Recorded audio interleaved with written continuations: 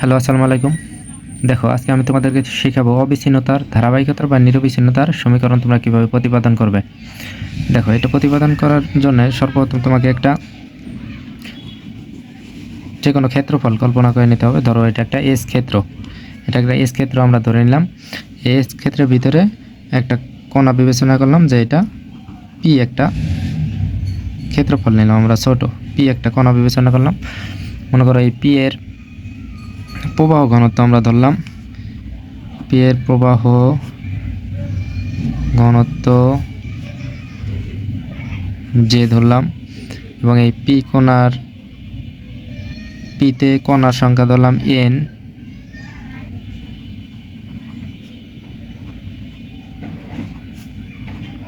পিতে কণার সংখ্যা ধরলাম এন, এবং এটার ক্ষেত্রফল ধরলাম ক্ষুদ্র একটা ক্ষেত্রফল। এই ক্ষেত্রফলটা ধরে নিলাম আমরা ডি এ। এখন দেখো, আমরা জানি, দেখো পরিবাহকের পৃষ্ঠতলের মধ্য দিয়ে তড়িৎ প্রবাহ, আমরা জানি কোনো একটা পরিবাহকের পৃষ্ঠতলের মধ্য দিয়ে তড়িৎ প্রবাহ I ইকুয়াল ক্ষেত্র সমাকলন প্রবাহ ঘনত্ব জে ডট ডিএ। পৃষ্ঠতল, দেখো এই পি একটা পৃষ্ঠতল, এটা আমরা কল্পনা করে নিলাম। এই পি পৃষ্ঠতলের ক্ষেত্রফল হচ্ছে কি ডিএ। এই ডিএ পরিমাণ ক্ষেত্রফলের মধ্য দিয়ে কতটুকু তড়িৎ প্রবাহিত হবে, এই তড়িৎ প্রবাহের মানটা হবে I ইকুয়াল ক্ষেত্র সমাকলন S J vector dot DA. এটাকে ধরলাম আমরা 1 নং সমীকরণ। এবং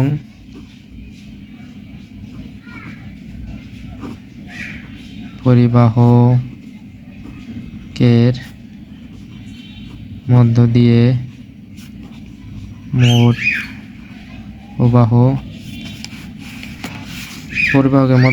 প্রবাহ, I ইকুয়াল আমরা জানি জে এ, এখানে যে হচ্ছে প্রবাহ ঘনত্ব আর এ হচ্ছে পরিবাহকের প্রস্থচ্ছেদের ক্ষেত্রফল।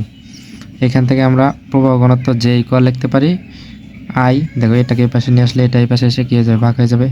যে প্রবাহ ঘনত্ব জে ইকুয়াল লিখতে পারি I ভাগ এ। এটাকে ধরলাম আমরা 2 নং সমীকরণ। আবার দেখো, আমরা আবার পরিবাহকের মোট ভি আয়তনের প্রবাহ মাত্রার মোট বৃদ্ধি হবে। দেখো, পরিবাহকের মোট ভি আয়তনের প্রবাহ মাত্রার মোট বৃদ্ধি কি হবে, এটা আমরা জানি যে ভি আয়তনের প্রবাহ মাত্রাটা হবে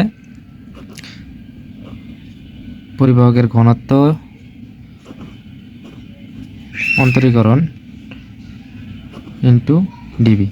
দেখো, ওই পরিবাহকের মোট ভি আয়তনের প্রবাহ মাত্রার মোট বৃদ্ধিটা হবে, তোমাকে এই যে ঘনত্বটা আছে পরিবাহকের যে ঘনত্ব, পরিবাহকের যে কণার ঘনত্ব, এই ঘনত্বটাকে কী করতে হবে, ঘনত্বটাকে সময় সাপেক্ষে অন্তরীকরণ করবা, এবং এই সম্পূর্ণটাকে আবার কী করতে হবে, আয়তনের সাপেক্ষে কী করতে হবে, যোগজীকরণ করতে হবে। এই অন্তরীকরণ করলে আর যোগজীকরণ, আয়তনের সাপেক্ষে যোগজীকরণ করলে যে মানটা পাবা, এটাই হচ্ছে কি পরিবাহকের মোট ভি আয়তনের প্রবাহ মাত্রার মোট বৃদ্ধি। এটাকে ধরো 3 নং সমীকরণ। এখন 1 নং সমীকরণ থেকে আমরা কি পেয়েছিলাম, 1 নং সমীকরণ থেকে আমরা পেয়েছিলাম যে J dot DA equal I, এটা পেয়েছিলাম আমরা 1 নং হতে। অতএব দেখো, 1 আর এই দুইটা যদি আমরা যোগ করি, দেখো 1 আর 3 যদি আমরা যোগ করি, এখান থেকে আমরা কি পাই, 1-এর সাথে আমরা 3 যোগ করব, 3-এ আছে কি d rho divided by dt div plus 1 হতে আমরা কি পাইছি, ক্ষেত্র সমাকলন জে ডট ডিএ ইকুয়াল হচ্ছে 0 হবে। এই 3 নং সমীকরণ আর 1 নং সমীকরণ, এই দুইটা সমষ্টি হবে 0। এটা ধরলাম আমরা 4 নং সমীকরণ। দেখো এখন এই 4 নং সমীকরণটাকে আমরা গসের উপপাদ্য অনুযায়ী লিখব।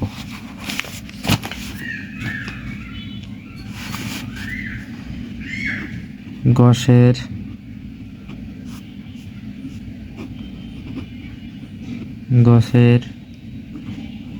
উপপাদ্য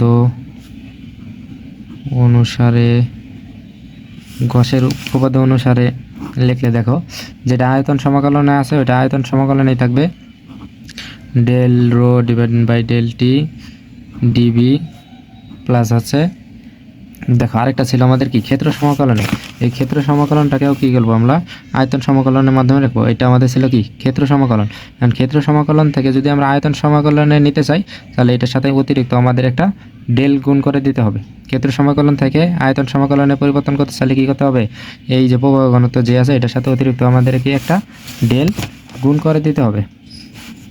দেখো এটা ক্ষেত্র সমাকলন ছিল, এখানে হয়ে যাবে কি আয়তন সমাকলন, কিন্তু ক্ষেত্র সমাকলন থেকে আয়তন সমাকলন করতে হলে কী করতে হবে, অতিরিক্ত একটা ডেল গুণ করে দিতে হবে, আর ডিভি ইকুয়াল আছে 0।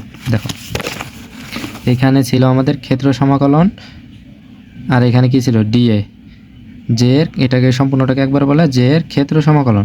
এখন জের ক্ষেত্র সমাকলন থেকে তুমি যদি আয়তন সমাকলনে রূপান্তর করতে চাও তাহলে এই ক্ষেত্র সমাকলনে যায় কী হয়ে যাবে, আয়তন সমাকলন হয়ে যাবে। আয়তন সমাকলন করতে গেলে অতিরিক্ত একটা ডেল আসবে। দেখো এখানে এস ছিল, ক্ষেত্র সমাকলনের ক্ষেত্রে কী ছিল এস, এখানে হয়ে যাবে কি ভি যেহেতু আয়তন, আর এখানে ছিল কি ডিএ, এটা হয়ে যাবে কি ডিভি, আর এইখানে একটা অতিরিক্ত কি আসবে, অতিরিক্ত ডেল আসবে। এখন তুমি চাইলে এইখানে এইটাকে দেখো এখানে এস নিয়ে এখানে এস ধরতে পারো অথবা এখানে এ ধরেও করা যায়। ক্ষেত্র সমাকলনকে আমরা এ দ্বারা প্রকাশ করতে পারি, এস দ্বারা প্রকাশ করতে পারি। এখন এই দুইটার সমষ্টি হবে কি 0 গসের সূত্র অনুযায়ী। এখান থেকে দেখো আমরা যদি সমাকলন চিহ্নগুলো উঠাই দেই, দিলে আমরা কি পাবো, del rho divided by del t plus del dot J equal হয়ে যাবে আমাদের 0। এখানে আমরা কি করছি, এই ক্ষেত্র আয়তন সমাকলনগুলো উঠাই দিছি। যদি এখানে তুমি এই ভি উঠাই দাও, এখানে ডিবি উঠাই দিতে হবে, এখানে যদি ভি উঠাই দাও এখানেও কী করতে হবে, ডিবি উঠাই দিতে হবে। তাহলে এটা ইকুয়াল হচ্ছে কি আমাদের 5 নং সমীকরণ। এটাই হচ্ছে আমাদের